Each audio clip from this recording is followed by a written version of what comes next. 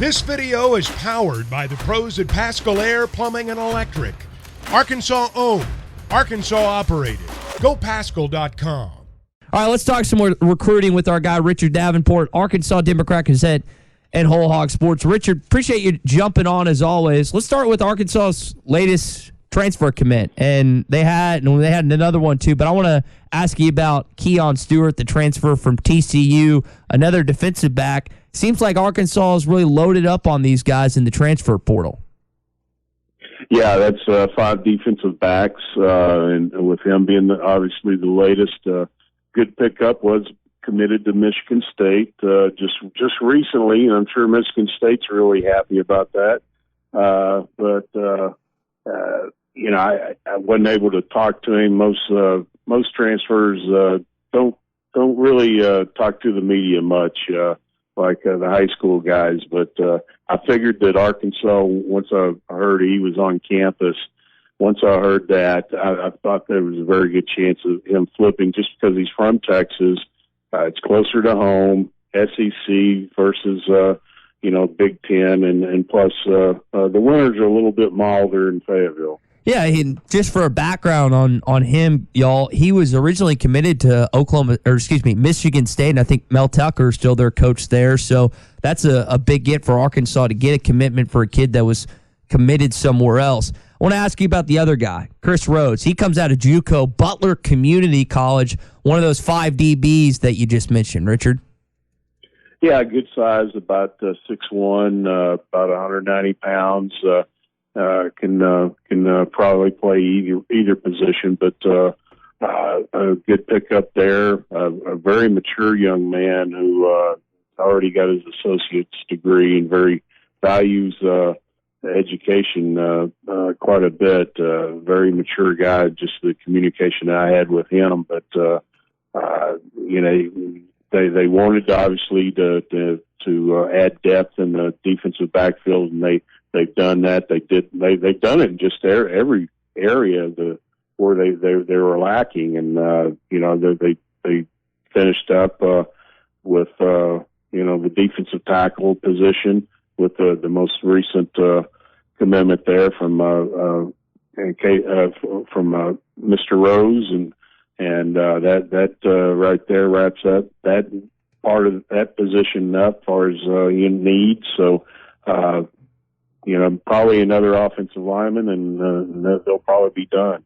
Mentioned another D tackle and really kind of been heavy on the defensive side. What's your evaluation of pretty much a completely overhauled staff? There's just one holdover from the coaching staff. What's your evaluation on how this staff has done and the connections they've leaned on to round out this roster? Yeah, I tell you what, I'm really impressed with Coach Williams, Coach Wilson, and Coach Woodson. They're very aggressive recruiters. They mesh very well with the previous staff, and they also communicate very well with the kids as far as recruits.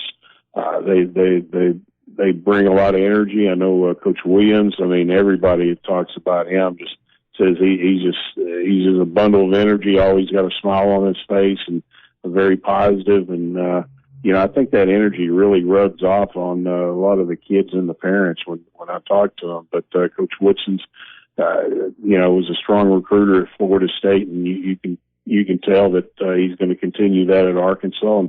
And then Coach Wilson, I think he's an up and comer as far as just a young assistant who will be a guy that can obviously relate well with the younger recruits. They mentioned that he's not that far removed from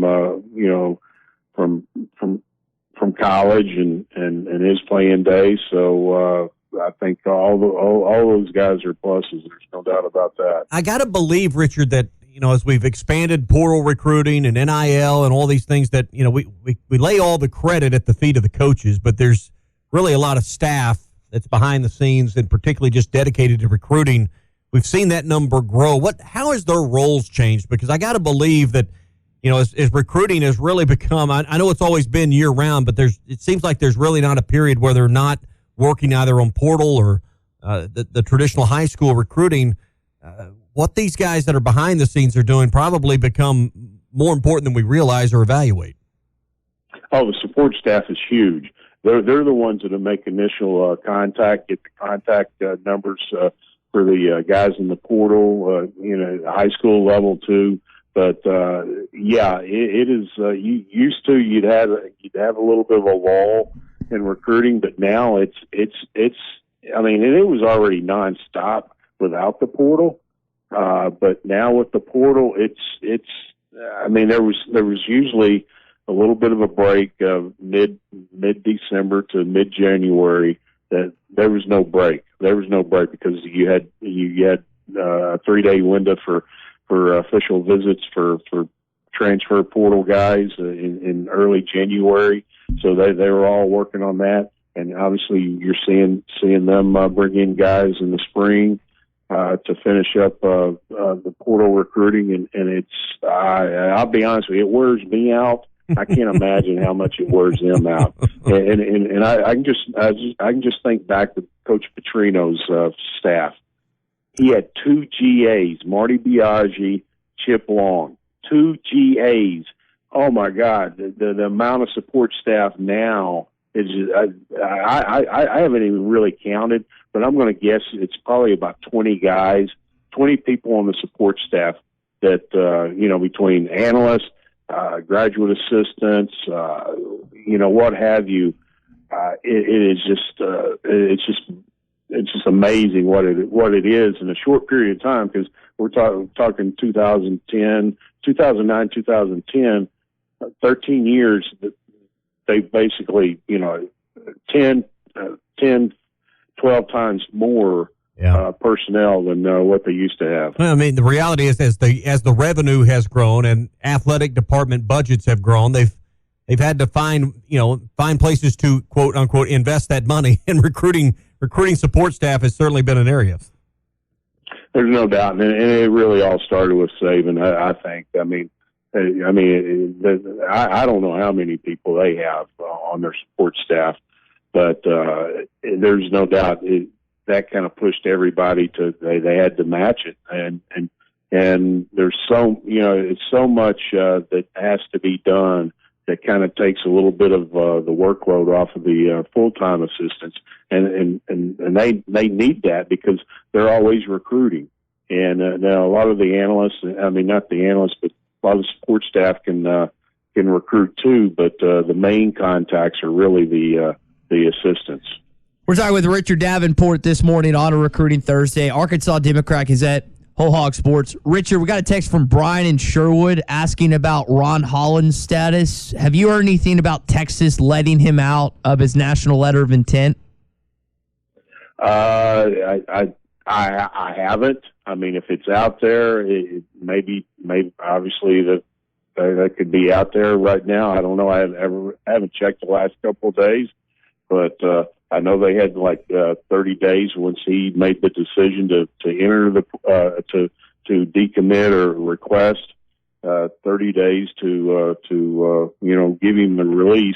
And I'll do some checking. I'm sorry I haven't checked the last couple of days, but I'll do some checking once we get off the phone. How did they not do it, guys? I mean, just the look. I mean, I know I don't even know what the options are, but Richard, what would be the pushback if they don't let him out?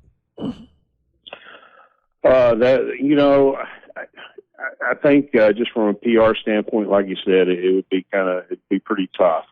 But at the same time, I mean, maybe they want to play hardball. I have no idea. I mean, they're the University of Texas. There's word that they're checking on tampering, potential tampering. They want to make sure there's no tampering. I don't see how you can prove anything there. First, tampering is usually with the family and the kid himself. Or you think they're going to cooperate with that? I just think that's just their way of delaying and hoping that there's maybe a change of heart. Because I don't see how in the world you can. Even if it was obvious, all the tampering stuff and the information and stuff like that would have to come within the family and his circle, and they're not going to give Texas anything. Let's get back to football, Richard. This one comes from BE here in Rogers. He wants to know if you think Arkansas adds another linebacker in their remaining 2 opening scholarships. No, I think they're done at linebacker. I think offensive line, I think they'll add one more. Maybe the next. I mean, if it's a linebacker that's an absolutely can't miss type guy, yeah, I could see that. But I haven't heard of. He's not in the portal. Any.